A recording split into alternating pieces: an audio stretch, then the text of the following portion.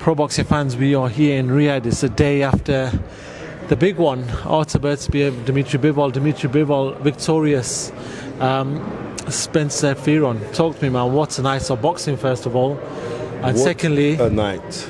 Talk to me first. Let's break this fight down. Great fight once again by two elite boxers. How did you have this fight? You know what? Boxing is so subjective, right? Well, what I am going to say is the people who were controlling the film footage that got out round by round in the arena, everything was Bivol. Everything they would show of the highlights was Bivol. And I thought it was just me that, maybe it's because, the affiliation I got with Artur Beterbiev and everything else, but it wasn't, because Richie Woodall said the same thing. And he called that when he was doing his stuff for radio. He said that everything that they were showing was actually for Bivol. So sometimes they can be an unseen bias, just because a lot of people in the first fight thought that Bivol did enough. Which I didn't. I thought that Artur done enough to win the first fight, and I thought Artur did enough to win the second fight. But like I said, boxing subjective, and from where I was sitting, I could see why Bivol gave it, why Bivol got given the decision. But does that mean that Artur is not a fantastic fighter? No, it doesn't. It means that they're both fantastic fighters, and it's one apiece, and let's see the third fight. I was going to ask you about that. We will talk about trilogy, but in regards to me, I've done quite a few interviews post-fight, and to be fair, a lot of people have said, correct decision. A lot of people thought Bivol won, and there were people that were in the arena. So like you said, boxing is subjective. Regardless of what's being shown on the screens or not, right? But let's break down that fight. I want to just compare the first fight and the second fight. First of all, Artur Beterbiev came out a lot quicker this fight. You see the first two rounds. You saw when he was with us, when Artur was with us, and Roy Jones sat him down, and Roy Jones said, listen, Artur needs to be Artur. Meaning you should stick it on him. And he took that advice, and he did. He started very, very quick. But the thing with this is Bivol's movement, which is a lost art in boxing, is footwork. We don't really see bigger men, right, past the middleweight division that operate with such supreme footwork, and his footwork is supreme. But then there was little subtle brilliance that I was seeing from Artur Beterbiev, which unfortunately the judges didn't capture, because he isn't this slippy rolly slip down shoulder and all this kind of thing. People misunderstand or misconstrue his defensive work, because a lot of the shots that Bivol, when he was letting off, he let off a 6-punch combination, 2 would get through. But because he let off the combinations and they were touching his gloves, people must think, the scoring system was going in favor of him. But, so many different people from around the ringside saw the fight differently. At the time when I was seeing it, I thought because of the first fight, similar to when Lennox Lewis and Evander Holyfield fought each other, right? Was that 99, right? In the first fight, Lennox was given a draw, and everyone knew that the fight wasn't a draw. And in the rematch, I thought Evander Holyfield done so much better, and the scoring was wide. Lennox won, but the scoring was wide. So these things sometimes, when decisions go a certain way, it leaves that in the back of judges' minds. Fair enough. If you, from obviously the figures I've come out in regards to CompuBoxing, you can take them as what you want, but more punches were thrown by Bivol. He knew in this fight. I spoke to him. I've only just come from speaking to Bivol himself. Okay. He knew that they needed to probably do a lot more because from the first fight, people were saying he lost in the last 3 rounds. The championship rounds is when Artur Beterbiev sort of controlled it and came back in. So this fight, do you feel like them last 4 rounds, which were very up to that point, I think to the 8th round, a lot of people had it 4-all. Do you feel like Beterbiev, because you're saying Artur Beterbiev won this fight, do you feel like he won them last 4 rounds, or he controlled most of the last 4 rounds? Do you know what? Without being a cop-out, all right, if the fight was given a draw, it was given a draw on one of the judges' scorecards, right? 114, right? Yeah. I can understand why. But what I'm trying to say to you is very similar. you remember when Eric Morales and Barrera fought each other, the first fight, right? The first fight, it was some mad humdinger, and everybody thought that Barrera won the fight. And he didn't get the decision. Then the rematch, Eric Morales won the fight, but they gave it to Barrera. This is just how it goes. So obviously something like this, swings and roundabouts, we do need a rubber match. We do need it, and that's what I was going to ask. And it was a great fight as well. It was a really good fight. Really good fight. Listen, I want to give. We got to give both men the props, regardless of who you pick. It doesn't matter who. It doesn't exactly. It's subjective, right? So it was subjective. Your thought, but I spoke to 6 people yesterday. They all exactly. So What I'm trying to say is this, bro. There was no for me to say, oh, this guy won and that guy and this. No, it doesn't. I'm just gonna keep this thing totally 100. Yeah, like. Maybe it could have been poetic justice because of the first fight. But what I am saying is that it's unsettled, right? And they do need to have a rematch. And you saw when Turkey came on, he was like, yeah, free. Then we like, I mean, His Excellency made an excellent decision because I'd love to see the rematch. But on my side, a lot of people say, "Nah, this is bullshit." I was getting loads of messages through, "Oh, this is bullshit. It was a robbery." But it wasn't. With that sort of thing, let's break it down. You've got a lot of people who obviously support Beterbiev as well. So they obviously there's a lot of bias. No. Okay. These were people who just have said, "Nah, that was a robbery." They don't need to air that to me because people were looking like, "Oh, the relationship that I got with Beterbiev." Bro, I'm a boxing fan. Number one is this. Let me commend because.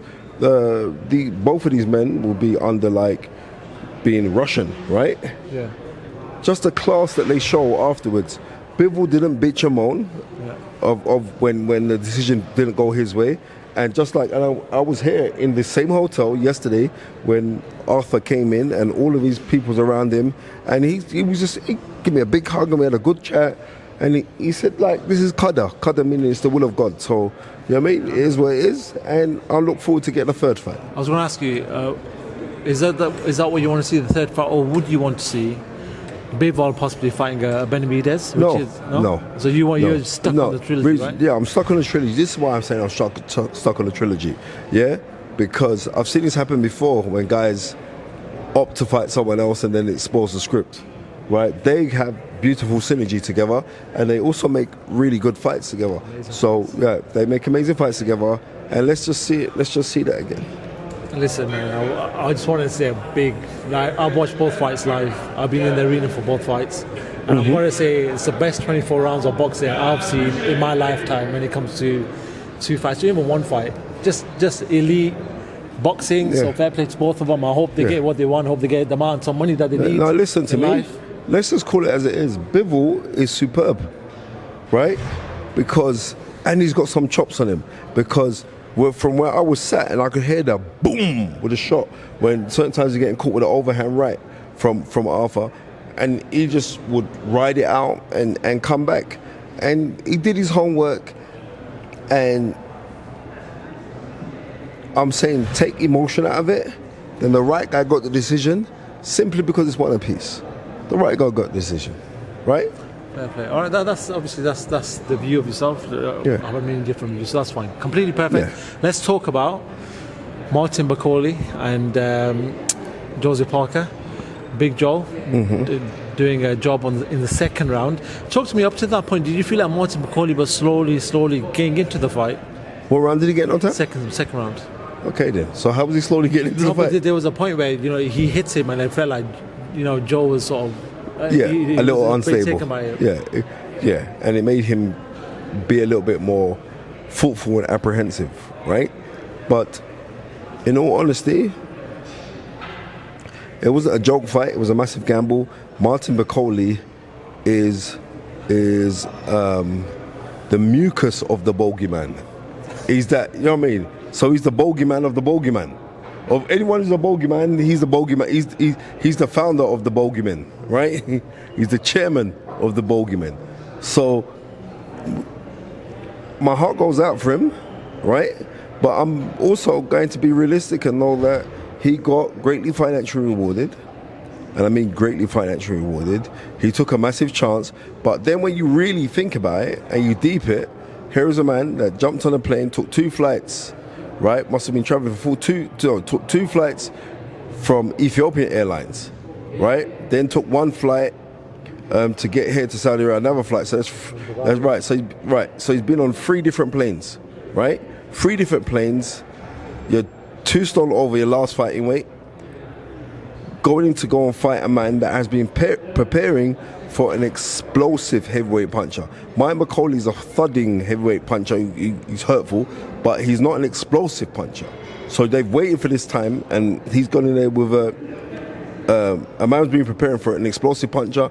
Now he's not going in to fight an explosive puncher. He's going with a heavy-handed guy. It's going to be in the favour of Joseph Parker. Greatly in the favour of Joseph Parker. But the thing is this, it is nobody's fault that Daniel Dubois got ill. But I'm saying I would have preferred, now in hindsight, yeah? I would have preferred if Lawrence Okoli had got that. You know what I mean? Because you got to deal with fighter safety. And realistically, Martin Bakole could have got badly hurt. Right? Think about it. You're traveling so many hours. You don't think jet lag's not going to be in it. You're not going to think that you're going to be tired. You're not going to be any of these kind of things. So the handlers, all the rest of it, say, oh, well, he's got a shot. He's got this time. I would have preferred if they said, well, he's got a shot. He was in the UK just training with Billy Nelson, who's a fantastic trainer. And then you're going to go take it. But it's because he's been so studiously avoided. They said, oh, people don't want to get in there with him. In his back of his mind, he's thinking, well, the only way I'm going to get an opportunity is if something like this happens. But if something like that does happen, right, you got to be prepared. You know what I mean? And let's be real, he wasn't prepared. No, he wasn't. But like you said, in hindsight, at the time when the fight got announced, everyone was jumping and joining. Yeah, because he saved the cause. Right. At the time when Dubois fell ill, and I was there when the news broke out. Yeah. There was a sense of, oh my word, that's such a big fight to be dropped. Yeah. As soon as Bakole was announced, everyone was like, wow. People from the zone came back to start talking about it. Talk Sport were off. Yeah. They came back, started talking about it. Yeah. So like, you gotta understand, like it broke that news so much that it did. Now in hindsight, in hindsight, now we know that it was wrong, and in hindsight, we also know that it was very, very dangerous. Right? It was dangerous because Joseph Parker's a damn good fighter. I mean, he's an improved damn good fighter as well. Right? But end of the day, it's still a good name on his record. Right? And I believe that Martin Bakole can come back from this as well. I know you say that, but my devil's advocate here is, would they have to... Why can't you play God's advocate? No. Yeah, okay. Okay. No, you can't, because you're playing the other side there. All right, but anyway, would they have taken the fight if they knew their man wasn't healthy or their man wasn't fit? Likely not. More than likely not. So then, what? Yeah. So it was a win-win. It was a win-win, lose-lose. Martin Bakole only took that fight knowing that he was probably healthy enough to take the fight, right? Yeah. Okay, cool. All right, Joseph Parker then. For you, he's done what? He's beaten some big boys in this Fearon season. What do you feel like he should be at next? Because we're hearing that Dubois Usyk is possibly a done deal, undisputed, possibly in October, November. For you, where does Joseph Parker go? Joseph Parker? Yeah, because he's done his massive wins on their resume now. He has some superb wins on his resume, and maybe I would say for Joseph Parker, because it'd be very difficult to make him and Cabello go at each other, and there's not a title in there. And with massive big up to Ajib Cabello, fantastic win that he got last night as well. But I would say for Joseph Parker, would have to be looking at the winner of Dylan White versus Joe Dress, simply because they're still high caliber names, and he's Joe Dress. Joseph Parker has done everything that's been asked for him, and it couldn't happen for a nicer guy right now. But maybe him getting a return with Dylan White. Would that wake him up though? Would that wake him up out of bed? Because Joseph Parker now, I've spoke to his team and they want world titles. Obviously the world titles are going to be... And I'm saying the reason why it would, because Dylan White holds a win over him. That's the only reason why. Dylan White holds a win over him. Dylan White is still looking to be maneuvered. Dylan White is now with seemingly the daddy of boxing in Frank Warren. They've got some deal together now, so I don't think that fight would be difficult to make. I think that'd be a decent fight. But Dylan has to get past Joe Joyce. Joe Joyce is talking like he's revigorated, so maybe that fight. I saw AJ yesterday. He was in good form, smiling, laughing. It would be. Had a good. It would be. Spoke to us well. Spoke to us really well.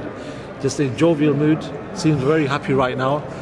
I want to ask you though, for AJ, is it just the Anthony Joshua fight that we need to see before they both set off into the sunrise? Who? AJ and Fury. Is that the only fight for both of them right now? It is the only fight for both of them, but it's also becoming very boring that we're talking about it. You know what I mean? But yeah, Virgil Ortiz. What a fight that was! Yeah. That was an amazing fight. But I know he's here. I'm going to try and talk to him. So Virgil. He's gone. He's gone. Yeah. But yeah, what a fight that was. Anyway, AJ and Fury. I know you're bored of talking about it, but I am. Everybody. If it's gonna happen, look. You reckon that's still the biggest fight, though? It's a big fight. Just make that fight happen. If they're gonna just make it happen. I'm tired of talking about it. I'm just gonna be real. I'm tired of talking about it. All right, quickly before you go, give me your top performers from last night. There were some great fights last night. Big old card last night. But my the top performers from last night, yeah. No, there was only one top performer last night. I have to call it as it is. And the top performer is actually Callum Smith. Wow, what a performance. Right? And what a fight, actually. Big up Joshua Barton. It was. But yeah, listen, both of them brought a really good fight and made a good fight. But I'm just saying this. It was one guy that adhered to a game plan. Right? Massive big up to Buddy McGirt. I mean, massive big up to Buddy McGirt for, putting out a fantastic game plan. And all the credit in the world should be given to Callum Smith for administering the game plan. And he did, because you could see when he was making changes in there, when Buatsi was hurting him, when they were fighting on the inside and everything else like that. It was just a great fight, man. And so he's my fighter of the night. Did you enjoy were you there from the start to the end? Start from the very first fight. From the young kid that Joe Gallagher's got. Mo, yeah. From then all the way through. So yeah, it was great. What a fight card. Okay, Spencer, it's always a pleasure seeing you, man. I know you've been out of the UK, so it's been very hard to sort of see you physically and have these interviews like this. You like to do Zooms, but that's COVID times, man. We need to do these sort of interviews. Yeah, most definitely, and they're getting good numbers as well. So I'm grateful to pro boxing fans. Big up yourself, man. We're grateful for you as well, man. Spencer Fearon. Love my bro. Anything else you need to add? Anything else? Sorry, young man, Abu Bakr. Yeah, I met your father last night, Sedge, and he says that you're a young, inspiring boxer. And apart from myself, I reckon I was the second best dressed man in the arena. Your dad had on a fantastic suit. You know what I mean? Seriously, I've got to lose some weight because you can see I put on some weight since coming back from Jamaica, right? But yeah, definitely. So Abu Bakr, you know what I mean? You know the rules. Put God first, you can never come second. Peace, two fingers. I spent some knowledge for on pro boxing fans. Peace, I'm out. Thank you very much.